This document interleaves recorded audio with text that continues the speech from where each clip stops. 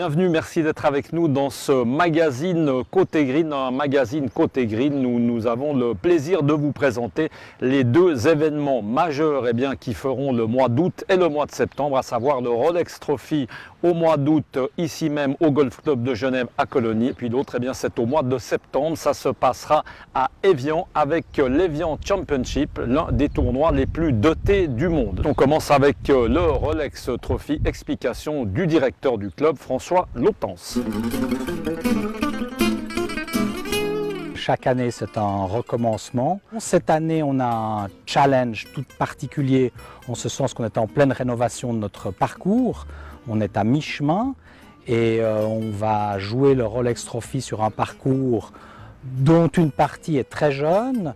On vient de recommencer le jeu sur cette partie du parcours, donc c'est un grand challenge. Comme toujours, c'est aussi un challenge pour les amateurs, puisque le tournoi mêle les professionnels et les amateurs, sa particularité.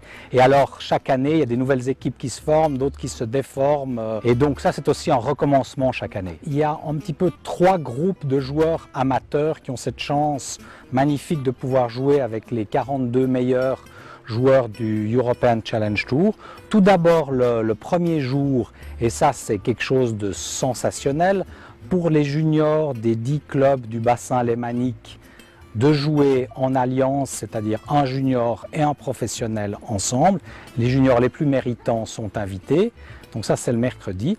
Et ensuite, à partir du jeudi et jusqu'au samedi, il y a des équipes de membres et des équipes d'invités de Rolex qui jouent le tournoi en changeant de pro chaque jour.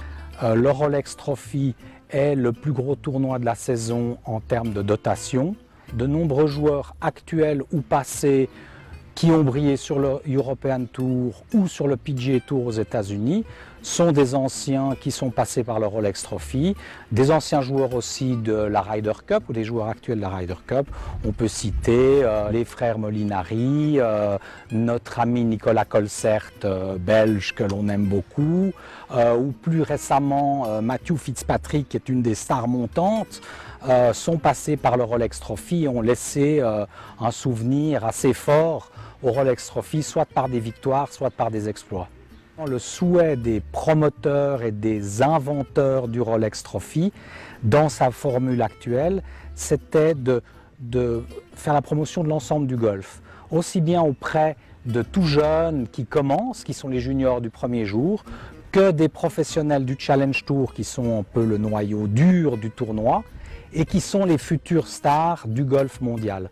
Donc on a quand même une vision large de notre sport et c'est ce qui fait, je crois, la grande spécificité de ce tournoi. Après François Lotance et son Rolex Trophy, direction immédiatement Évian où l'on retrouve Yannick Lehec pour parler cette fois-ci de l'Évian Championship.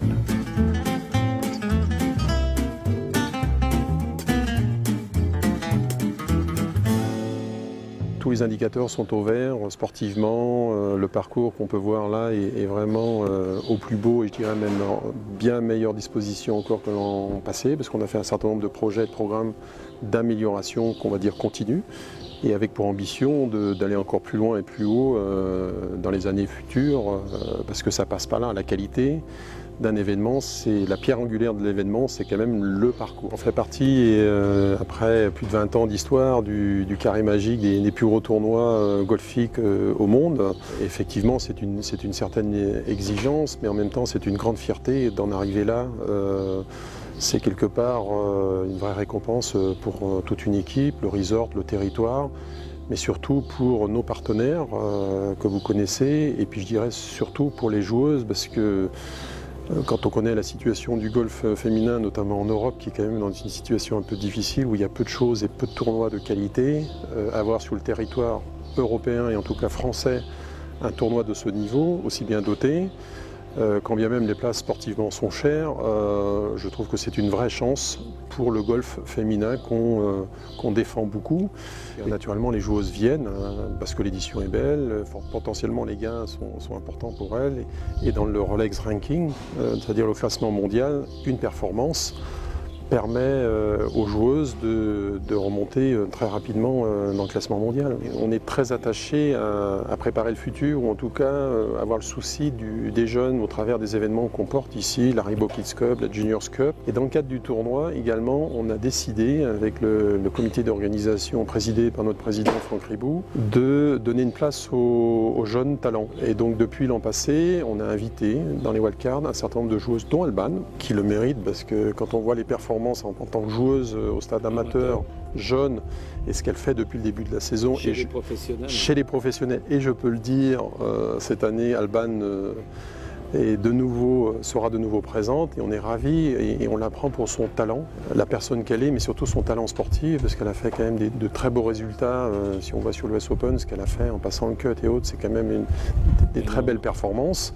Et on trouve qu'à l'échelle du territoire, c'est très bien de donner cette visibilité aussi avec nos amis suisses. Et par ailleurs, cette fraîcheur, cette jeunesse qui vient de se confronter aux plus grandes joueuses, comme Lydie Acco et les Suzanne Petersen et toutes ces joueuses qu'on connaît aujourd'hui, ça permet aussi de créer une vraie émulation. Nous, on a un souci permanent. Ce qu'on fait avec les joueuses ou les invités, on fait la même chose pour les spectateurs, c'est-à-dire qu'on met tout en place pour leur offrir une expérience, j'allais dire, privilégiée. Ça part du village avec plein d'animations, mais on le fait en ville aussi, mais il y a un certain nombre d'animations, d'ateliers, ne serait-ce que pour les enfants des spectateurs, donc venez en famille surtout. Donc il y a toute une animation qui se met en place avec nos partenaires sur le village qui est juste à côté du parcours. Et c'est très ludique, c'est très sympathique, c'est vraiment un bon moment. Passer une journée, c'est à la fois du golf, mais c'est du ludique et des animations. Et sur le parcours, durant le tournoi, il y a cette proximité avec ces joueuses qui est très apprécié et appréciable parce que voilà, vous avez l'impression, bien sûr que vous ne jouez pas à la place de la joueuse et vous n'êtes pas à l'intérieur ce qu'on appelle des corps, du périmètre de protection, mais il y a cette vraie proximité qui est très agréable et très appréciée, et puis il y a le côté très glamour de ces belles joueuses qui est quand même appréciable aussi, il faut le dire. Merci beaucoup à François Lautens et Yannick Loec de nous avoir reçus chez eux. Vous le voyez sur ces images, les dates à ne pas rater, ça va se passer le Rolex Trophy au mois d'août et puis à suivre l'Evian Championship, l'occasion, vous l'aurez compris, de voir les meilleures joueuses du monde ici même à Evian. On s'en réjouit en tout cas, on se retrouve le mois prochain pour parler de la petite balle blanche. En attendant, à bientôt, ciao.